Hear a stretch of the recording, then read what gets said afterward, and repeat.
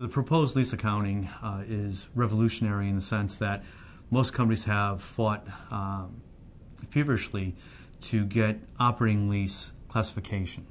And the operating lease classification allows you to keep the lease obligation and the asset off your books. If it's not an operating lease, it's a capital lease, and the capital lease should put the asset and liability on the books. And for some companies, they have covenant restrictions where the additional asset or the liability could trip a covenant and put them in violation. Then you got to rewrite covenants or ask for a waiver, and it could result in additional fees to the bank.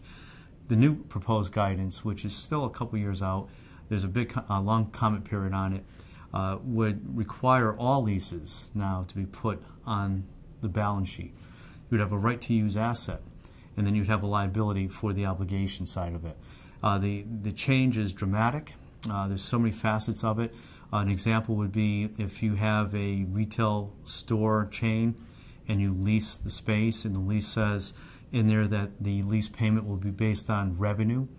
The proposed guidance would require the lessee to go out and estimate what the total potential rent could be under different probabilities for the entire period of the lease, including extensions.